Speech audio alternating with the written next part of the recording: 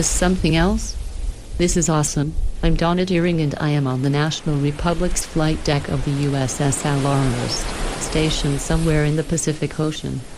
I can tell you exactly where we are for obvious reasons. However, if we are needed, you will find out in short order that we are here and standing by. Amazing the things you can buy from former countries. Al and his friends, hey, they bought a whole damn fleet, but keep that a secret. Okay, so, let's get serious for a few minutes. The other day after Otto and Bullwinkle went over, I decided to check my chicken lips stock. While waiting for the stock report, I was checking the news only to hear some woman Democrat senator talking about doing away with the upcoming elections. I don't think we have too much to worry about. However, it did get me thinking. It started my Wayback Machine running. Yeah, let's take a little trip back in time. Hello world, 1930s.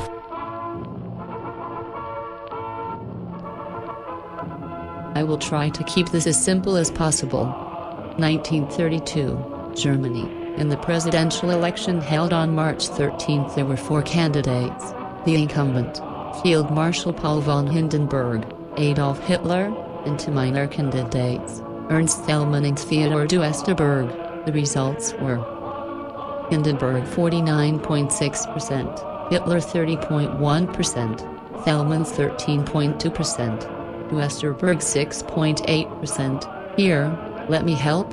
70% of the German people voted against Hitler.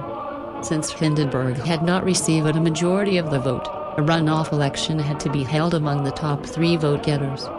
On April 19, 1932, the runoff results were Hindenburg 53.0%, Hitler 36.8%, Thälmann 10.2%. Hindenburg remained president, and he appointed Franz von Papen as chancellor.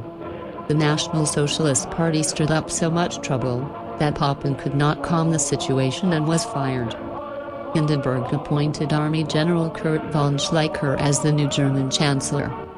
Unable to secure a majority coalition in the Reichstag, Schleicher finally tendered his resignation to Hindenburg, 57 days after he had been appointed. Again, a new chancellor was needed. On January 30, 1933. President Hindenburg appointed Adolf Hitler chancellor and all hell broke loose. Hitler wanted to be dictator and was not going to stop until he had full control. I know maybe too much history for most of you, but we do need a timeline, right? On February 27, Hitler was enjoying supper at the Goebbels home when the telephone rang with an emergency message: the Reichstag is on fire. Hitler and Goebbels rushed to the fire, where they encountered Hermann Göring, who would later become Hitler's air minister.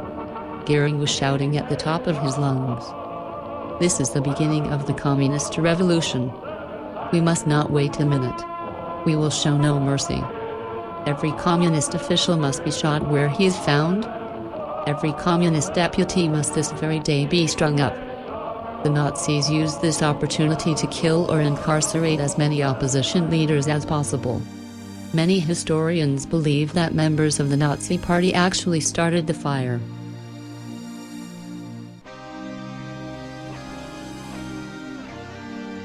The day after the fire, the Prussian government announced that it had found communist publications stating how plans were made to take over Germany.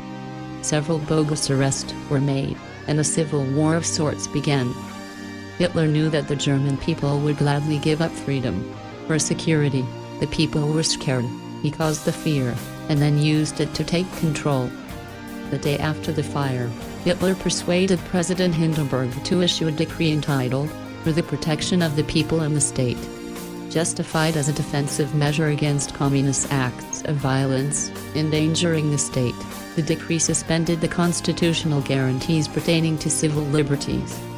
2 weeks after the Reichstag fire, Hitler requested the Reichstag to temporarily delegate its powers to him so that he could adequately deal with the crisis.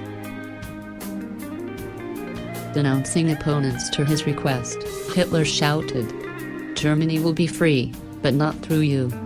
When the vote was taken, the result was 441 for, and 84 against, giving Hitler the 2/3 majority he needed to suspend the German constitution. On March 23, 1933, what has gone down in German history as the Enabling Act gave Hitler full control of Germany, freed of all legislative and constitutional constraints. On August 2, 1934, Hindenburg died, and the title of president was abolished. Hitler's title became Führer and Reich Chancellor. Yup, dictator. His first act? Do away with free elections. No constitution, no elections, no opposition. Next, the people needed an enemy to blame. Yeah, the Jews, the rich, those who opposed Hitler. He created a personal civilian army, the SS, mostly made up of public sector union members. He flooded the market with worthless money, leaving millions with nowhere to turn but in the government. He then nationalized as many businesses as possible. If you stood in his way, you died, or you headed off to the concentration camps or jail, only to die later. The end result? Germany in ruins. I am not saying Obama is like Hitler. You can decide that for yourself. So why did I tell you all this? Well, I said all that to say this. When I hear the president say, we need a civilian army just as strong, just as powerful, just as well trained as the military. When I hear the union bosses say, we are your army. Let the war begin. Let's take out those sons of bitches. When I hear Democrats saying things like, we need to do away with the upcoming elections. When I see the nationalization of our auto and banking institutions. When I see what looks to be a deliberate destruction of our economic system. When I see our debt rise to trillions of dollars with no possible way to pay off the debt, it makes me just a bit suspicious and nervous. Hitler, Stalin, Mao. All had one thing in common. They did whatever they had to do so their people had nowhere to turn but to them, or their regime. Do they share that same commonality with our government? Or with our president? Yeah. Kinda smells like that. Take me home, Mr. Wizard. I'm back on the USS Alarmist, and would like to leave you with a thought. Be careful what you wish for, or more to the point, be careful who you vote for. You just might get it.